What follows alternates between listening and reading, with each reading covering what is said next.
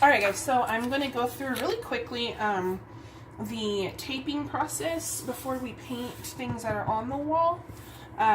So obviously I'm going to be painting this wood cabinet trim as well on the sides over here that you can't see, on the fronts, on the bottoms, on the tops. Everything is going to be painted.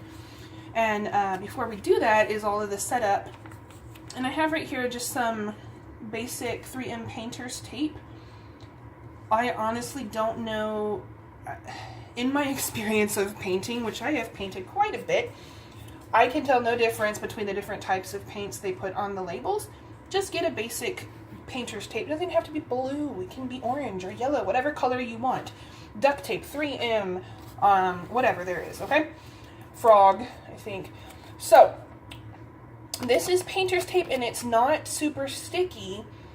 That's good because we don't want it to pull up whatever you're taping it to. That's why it's called painter's tape. It will leave a nice crease wherever you paint up to on that line of the tape. But when you pull it off, it's not going to take the paint with it. That's why we want this stuff. So I start by pulling out a little bit more than I think I need. And I'm going to start way over here. And you want to get this corner right here, you want to go a little bit past it. And make sure your edge of the tape is right up next to the edge of whatever the surface of your paint is going to be on. Or the surface you are painting. That makes more sense. And then you're going to kind of... See, mine got too far up. I like to pull it out as far as I can. And then lay it down at the beginning and the end. And then that way I know it's going to be a straight line. And then crease it down real tight up against that... that connecting spot there, okay? And then pull out a little bit more and just rip that tape. I'm not a lefty, sorry guys, okay? And whenever you come into a corner, you want to make sure that you have coverage both on the on both axes, the vertical and horizontal.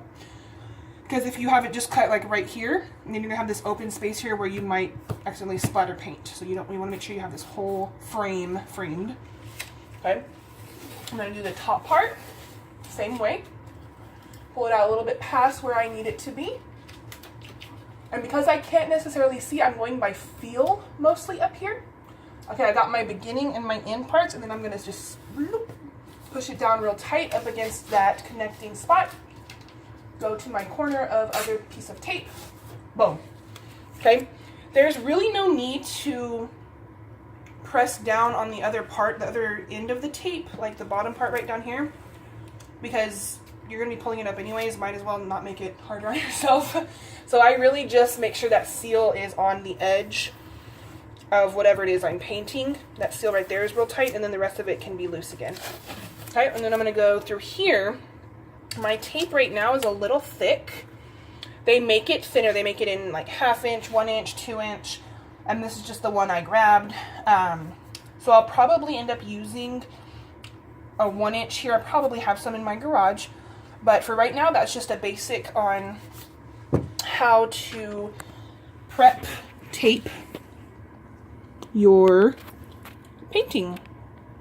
Okay, so there's the bottom part. You'll see it's up there, and it is a pretty straight spot there. The caulk is a little off from the previous owners. That's okay. It's on the bottom. It's okay. Here we go. There it is, going all the way up. And then the top part, okay?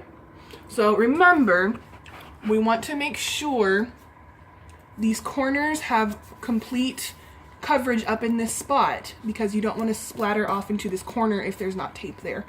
Now you kind of have a zone where you're okay if you make it off a little bit. So just make sure those are nice tight creases on the spot where you're about to paint.